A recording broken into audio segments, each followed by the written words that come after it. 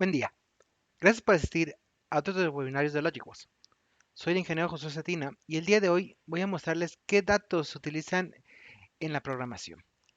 Más para ver cómo detectar qué tipo de dato debemos configurar, ya sea para visualizarlo o mandarlo a través de un protocolo de comunicación, por ejemplo por Modbus. Bien, vamos a definir primero qué es un tipo de dato. Bueno, en la ciencia de la computación, el tipo de dato o simplemente tipo es un atributo que se indica al ordenador y al programador de con qué datos se va a trabajar.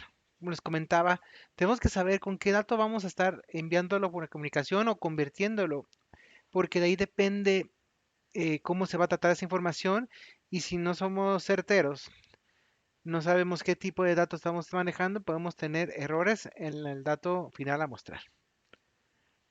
Los datos más comunes son los números enteros, los con signo, sin signo, de punto de coma flotante, son cadenas alfanuméricas y de estados como de booleanos, etcétera, etcétera. Bien, en esta tabla se muestran los datos más comunes utilizados pues, en la programación y en algunos protocolos.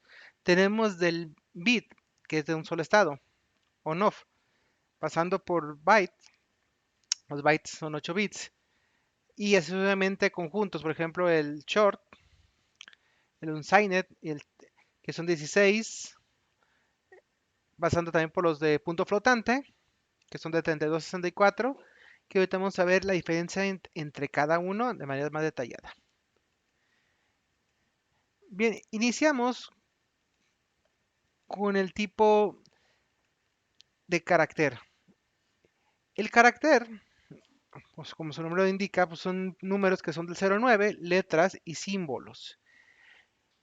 Esto se graba en un código de 256 caracteres diferentes, que es el código ASCII, y en el cual se guardan en 8 bits o un byte.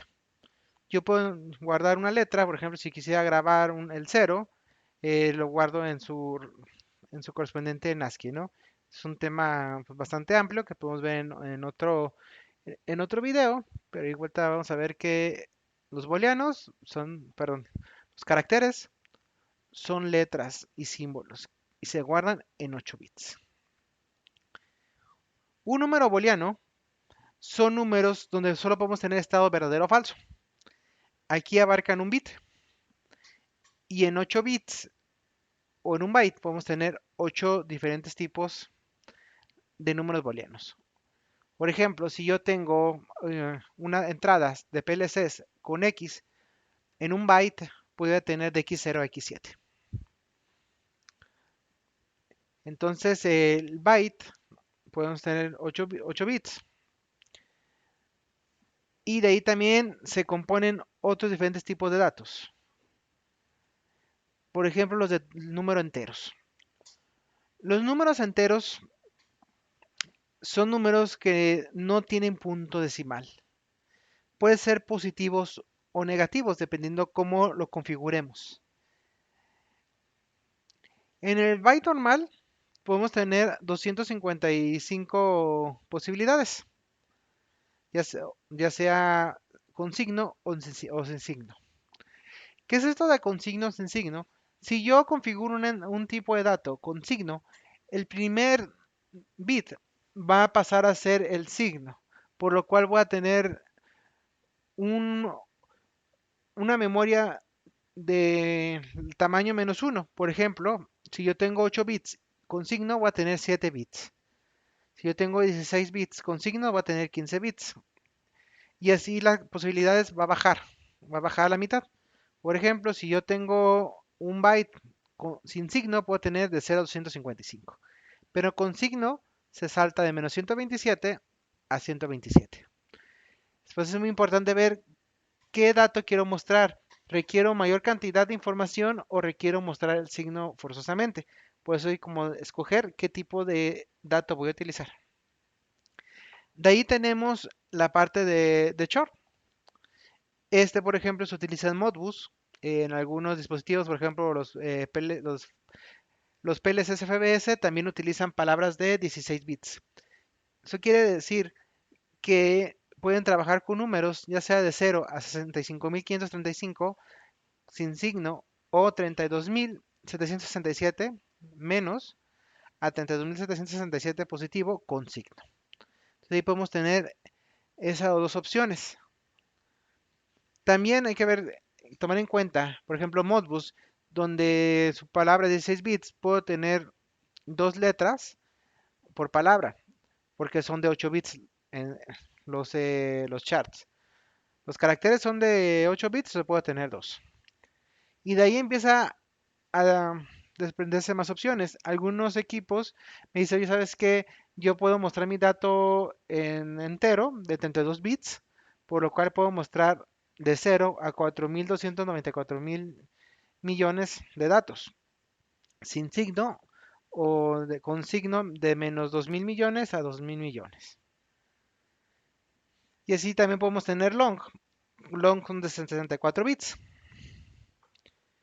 donde ya tenemos 8 bytes y podemos tener números de 184 por e a la 19 positivos, o de 9.22 por e a la 18, ya sea positivos o negativos, si son con signo. Hasta aquí no utilizamos puntos decimales. Todos los datos son con números enteros. Incluso, por ejemplo, hay sensores que mandan los datos en entero, aunque dice que la resolución es de 0.1 grado, 0.01 grado, etcétera. Por ejemplo, yo tengo un sensor de temperatura que en este momento me está mostrando 25.12 grados. Si ese dato lo multiplica por 100 y en realidad lo que envía es 25.100, perdón, 2512 es el dato que envía. Entonces es un número entero, pero sabemos que este dato, cuando llegue al dispositivo, lo debo dividir entre 100 o indicarle que aquí está el punto decimal, para que ya en el display me vuelva a mostrar los 25.12 grados. Algunos lo multiplica por 10, algunos lo multiplica por 100, eso ya depende del dato, pero es la forma de que protocolos, por ejemplo, Modbus, pueden enviar datos eh, ya con punto decimal como si fuera un entero. Por eso en muchos HMI, en muchos software SCADA está la opción de linearizar o de dividir y multiplicar. Para este dato, si sabemos que está en entero, lo voy a convertir en el dato que nosotros queremos con decimal. Bueno, pero ¿cómo le hace la computadora? Pues para trabajar con puntos decimales. Para eso están los números de punto flotante.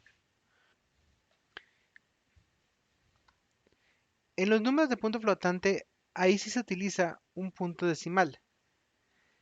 Si bien recordemos que en los datos de 32 y 64 bits podemos tener hasta 2.147.000 datos, en el punto flotante podemos tener más, porque el exponencial se va moviendo conforme los requerimientos del dato.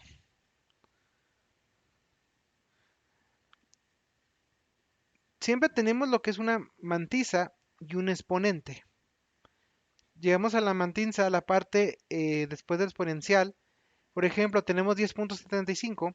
Si yo lo convierto para ver qué exponencial es, siempre requeriría aquí un número entero nada más de un bit, o de un bit, o de un dígito, perdón. Y tenemos lo que es la mantisa. Y un exponente, que es aquí 10 a la 1. Entonces, en este principio es como funcionan los números de punto flotante. Bien, de esos 32 bits se divide en tres conjuntos. El primero es el signo. Tenemos 8 para la exponente y 23 para lo que es la mantisa. Si este tema de punto flotante es algo complicado de verificar, Aquí les recomiendo que vean el próximo webinario donde hablamos de de este punto en específico, porque es un tema algo largo. Pero aquí podemos hacer algo rápido, que siempre tenemos en el de punto flotante, tenemos 23 datos. Y algo muy importante, no siempre es el mismo número. Por eso, en algunas ocasiones, una operación puede ser que resulte en un resultado y en otros computadora, una calculadora puede resultar de otra manera. Porque el punto flotante es la aproximación a ese número. Se ve aquí que va a salir mucho bueno, la diferencia, cómo se calcula a un dato binario, a un dato en hexadecimal. Pero aquí lo importante es que sepan que el punto flotante no tiene, bueno, tiene más opciones por cómo se coloca con esta notación. Primero el signo, aquí puede ser lo que es el exponente, que podemos tener hasta 8 bits, que con 8 tenemos a 127. Podemos tener, por ejemplo, de menos 127 a 127. Y el siguiente, pues es la mantisa, que es el dato que quedará. Por ejemplo, si solo tenemos 23, si yo tengo 1 punto por un decir y 23 números acá, más bien 27 dígitos, después del dígito 27, 23, ya no voy a tener ese dato. Entonces, por lo general son los 23 datos. Y si yo tuviera aquí, por ejemplo, 101, 23, 5, punto, y digamos, bueno, aquí tenemos 6, por lo cual nos quedan 17 dígitos. Pueden tomarlo así, pero hay que ver si este dato sí va a ser exactamente igual. Por eso aquí en punto flotante, algo muy importante es no confundirnos con el 32 bits entero y 32 bits de punto flotante. ¿Cómo sabremos de esta parte? ¿Cuál es la diferencia entre 32 bits de entero punto flotante? Pues utilizando herramientas de conversión. Si mi calculadora no me da el dato, pues no tengo un dato que no reconozco, digamos, ¿sabes qué? Me está dando 27 grados, pero por más que le pongo entero, no lo está dando, hay que verlo del punto flotante. Porque todavía tenemos que ver si son del más significativo primero o el más significativo después. Pues eso es algún tema que más adelante vamos a ver, es un poquito más largo, que les recomiendo que no se lo pierdan. Bien, eso ha sido todo de mi parte. Es aquí un breve video para ver los tipos de datos. Cualquier duda o comentario, estamos aquí a la orden. Les dejo aquí mis datos para que puedan hacerlo ahí en nuestros medios de comunicación. Y también tenemos nuestra sesión de dudas y preguntas. Recuerden que después de nuestros webinarios tenemos nuestras sesiones de dudas y preguntas. Igual, si no es el tema que estamos viendo, pueden ver de temas que hemos visto por video. Si lo están viendo el video grabado, pues no sé, lo podemos checar en ese momento.